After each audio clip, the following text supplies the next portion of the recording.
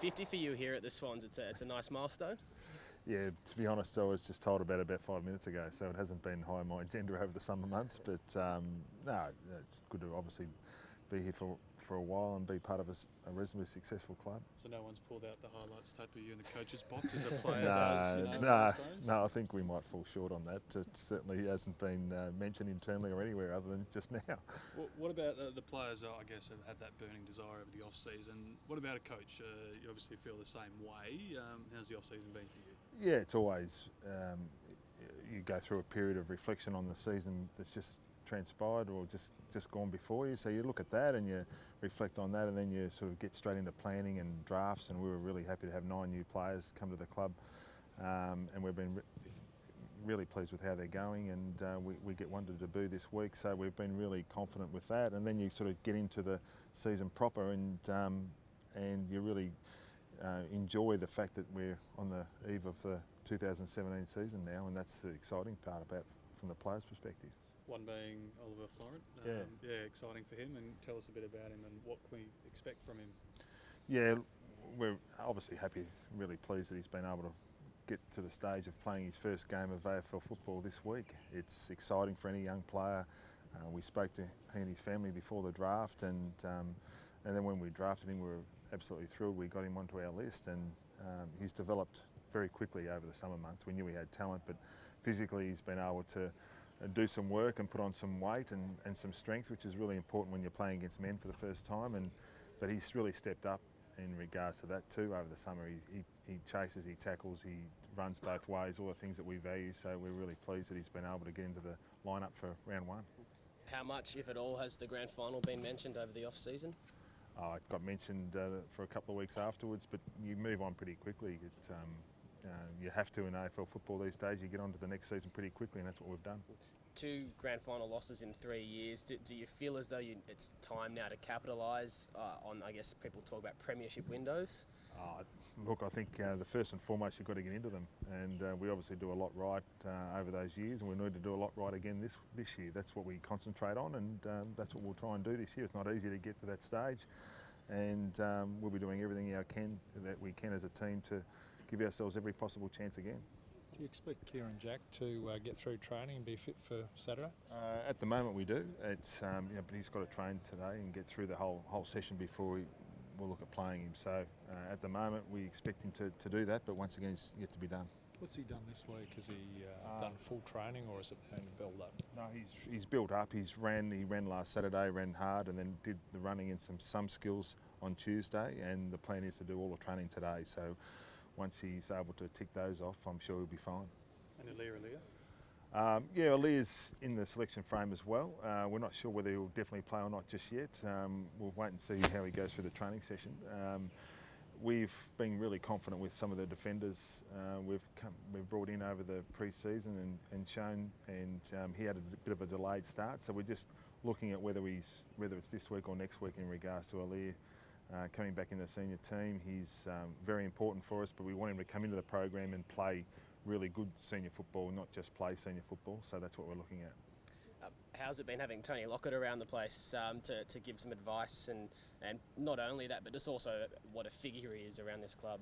Yeah, it's been great having Tony back. He's really enjoyed it. He's loved working with all the players. Some of the young kids that he's been working with have really found it fantastic to be able to draw upon. He's just good to have around the place, and obviously he's got a lot of skills and a lot of knowledge in regards to goal kicking in particular, but just having him around the place has been fantastic. We've seen the photo of him and Buddy. Can he make Buddy even better? Oh, look, might be some focus, but really I don't think he's going to be working a whole heap with Lance. His focus is probably going to be a little bit with Lance and a little bit with Reedy and a little bit with Kurt and a lot with a lot of the younger players. And in the end, I get really excited when I see him working with James Rose and Sam Fisher and those guys, not just Lance. I don't think he'll be tweaking Lance too much. Lance, I think, has got a lot of experience in how to kick the ball. John, where have you landed on the ruck setup? Yeah, we're still throwing that around. It's we were happy with both our ruckman last week. Obviously with Darcy Cameron being out injured this week, not playing, We've looked at Naismith and Sinclair last week. They were both really good in our reserves. So we're confident in either one of those guys playing and partnering Kurt this week. We'll make that decision after training, but we're confident in the form of both their blokes. So that's a good sign. No sort of lean either way at this stage. I've got a bit of a lean, but we'll have to wait until after training before we absolutely declare our hand.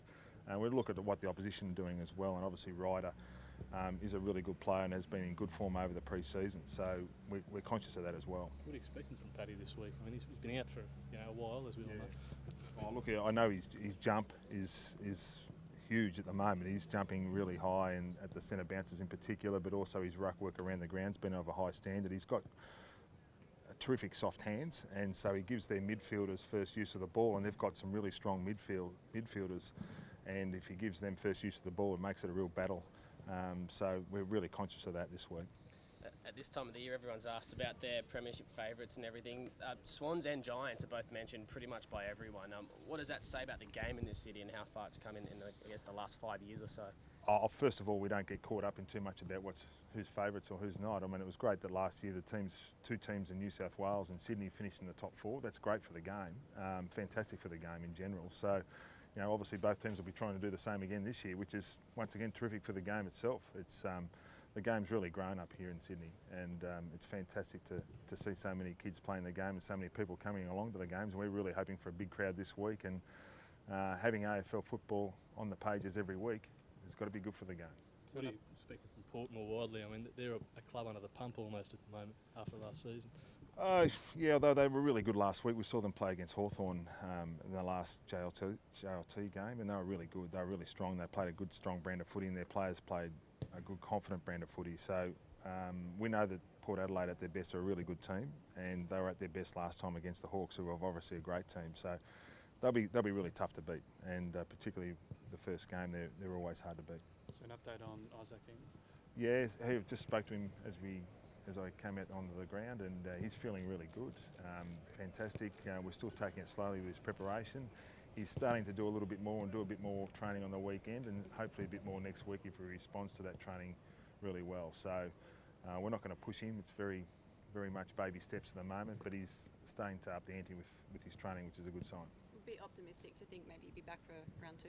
Oh, he won't be back for round 2. Yeah, we're not going to rush his preparation to that point if he hasn't done much training over the last couple of weeks, which he hasn't. So we'll just wait and see how he goes with how he responds to training next week.